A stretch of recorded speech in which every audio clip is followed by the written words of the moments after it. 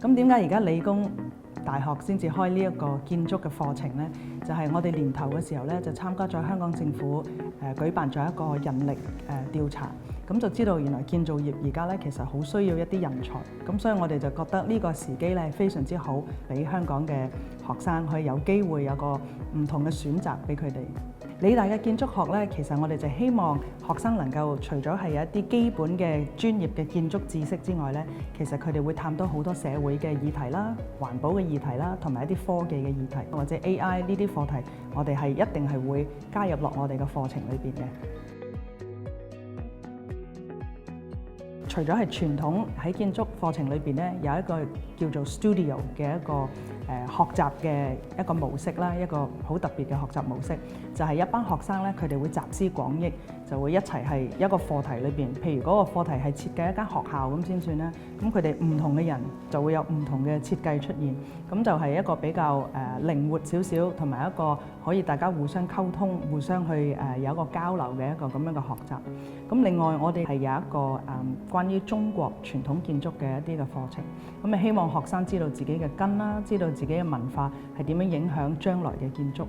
咁另外咧，我哋就係科技上面就亦都加咗好多唔同嘅元素。咁頭先所講咧 AI， 咁我哋有一科叫做 AI in Architecture。咁呢個咧係同我哋其他課程，例如 BIM 一齊係掛鈎嘅。咁學生係會利用到一啲電腦嘅程式啦，係學習到點樣將人工智能啊、robotics 啊等等之類呢啲咧係點樣落地係做到一啲將來嘅唔同嘅建築嘅工程。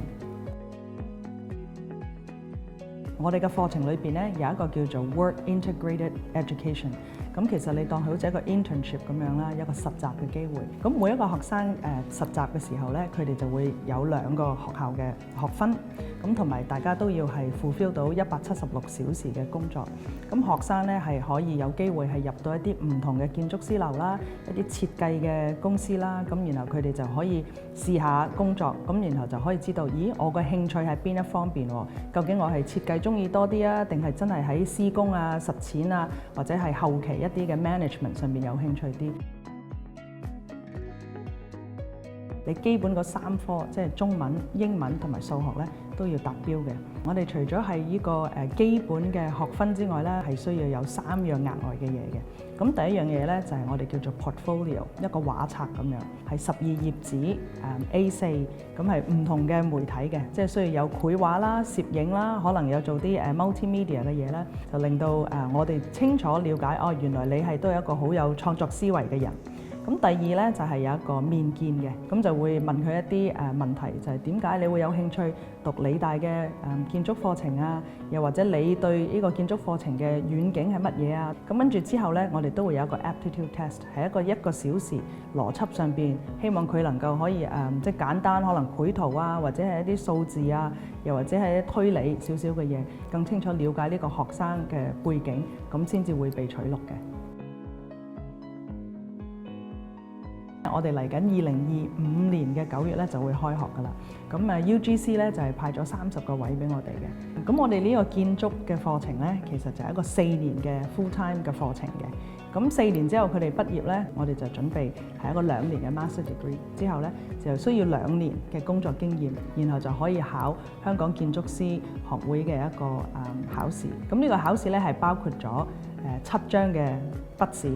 1個嘅 case study 同埋1個嘅面見，咁完成咗之後咧，就會成為香港建築師學會嘅會員啦。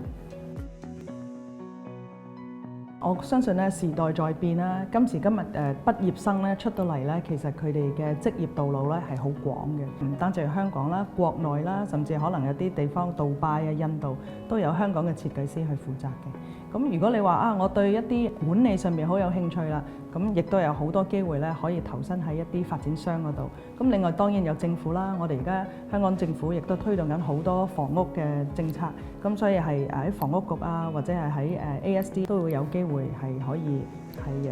申請做建築師嘅。我鼓勵應屆嘅學生或者係將來有興趣讀香港理工大學呢個建築課程嘅學生咧，希望佢哋除咗勤力讀書之外咧，咁亦都係希望佢哋 think outside the box， 令到自己增廣見聞啊！咁我哋都好希望收更多元化、更加有前瞻思維嘅學生。